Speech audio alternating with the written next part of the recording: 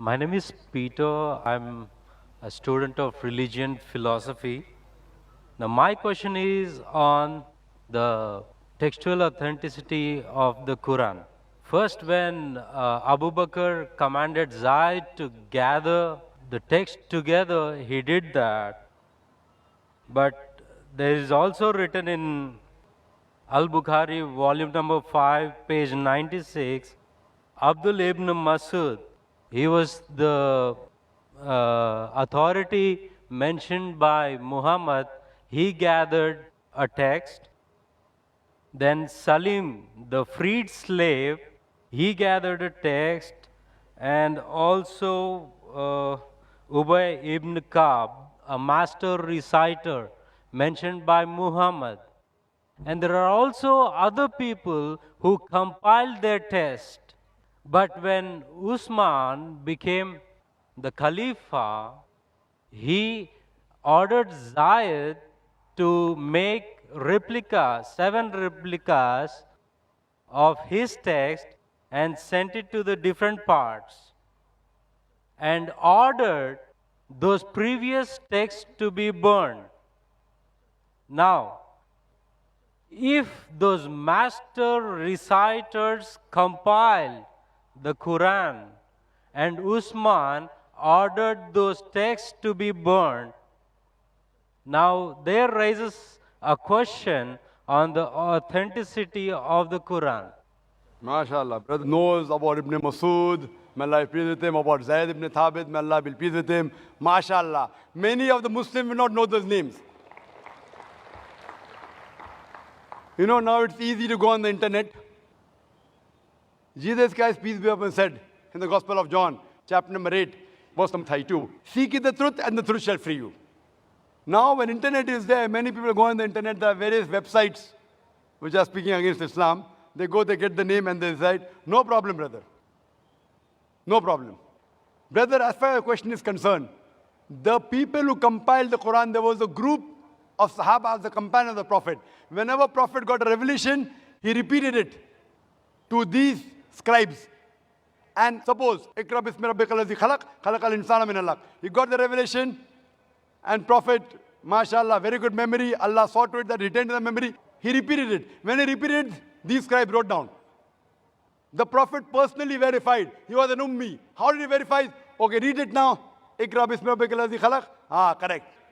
So Prophet personally verified when he was alive, whatever was written down of the Quran, whether it was perfect or not.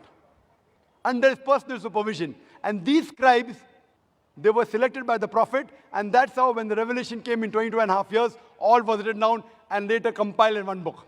All supervised by Prophet Muhammad, even the order. Now, later on, there were many other people, whenever the Prophet said a verse was revealed, they used to write in his own notes. Many sahabas. But this private notes of the other people weren't checked by the Prophet. Suppose the teacher gives the notes. 100 students are copying. How do I know whether it's right or wrong?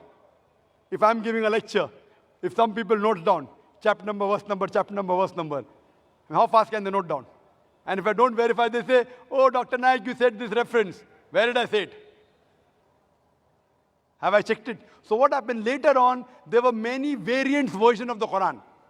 Version means people thought their own notes to be the real Quran. And when Islam spread, people did not know which was the real Quran. So at that time, whatever the compiled copy was there, when Hazrat Abu Bakr, may Allah be pleased with him, during these scribes, it was then in the hand of the wife of Prophet, Hazrat Hafsa, may Allah be pleased with her. And then Usman ordered that copy, may Allah be pleased with him, and had a replication so that it could be sent to different parts of the world. And then he said, whatever copy you have, whether right or wrong, you burn it. Because that hasn't been verified. So people had their own notes. Suppose someone makes notes of my lecture, there are people making here notes. Maybe 80% is right, 90%, 100% is very difficult. Correct? 100% is very difficult. So 80%, even if it's 100% correct, if I give you now, this is the book of my lecture. You know, you'll be getting a book now. Qur'an and Modern Science. Authenticated by me. Your notes, you throw it away. Why does he require the notes? I have given you a book. Anyway, you aren't getting the full lecture. You are getting part of the lecture, Quran Modern Science. Now that part I'll tell you, brother, throw that notes away. This is correct. Authenticated by me, Dr. Zakir Naik. My book. The same way, whatever was authenticated by the Prophet, the revelation of Allah subhanahu wa ta'ala, Hazrat Usman, may Allah be pleased with him, he said, all the other copies should be burned. That does not mean there was variant Quran. There was one Quran that was revealed. But people, when they wrote with their own notes, there were differences. So that's the reason now one of those copies is even today present in Koptaki Museum in Istanbul. So this, and if you check it with today's Musaf, it is exactly the same. Word to word, letter to letter. That's the way. Even if you try to change it, you cannot, because today there are millions of people who know the Quran by heart. And here in our audience, mashallah, we have many huffaz, mashallah, who know the Quran by heart. Even if you burn the copy, you get all the huffaz together, you get together, again the original Quran, word to word, letter to letter can be reproduced. Hope that answers the question. But isn't it the same with the master reciters at the time of Muhammad? And the Zaid's text was compiled only after the death of Muhammad. That's totally wrong to say that. What we have to realize that Zaid ibn Thabit, he was appointed as the chief of the scribes. There were many Sahabas together. He was appointed as the chief. And this was personally verified by Prophet Muhammad sallallahu alaihi wasallam.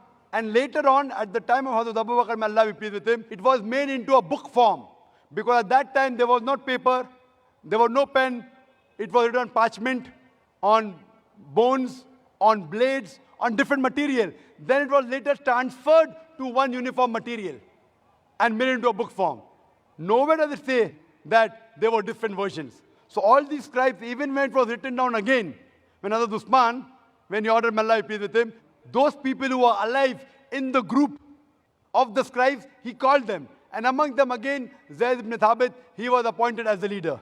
Hope that answers the question.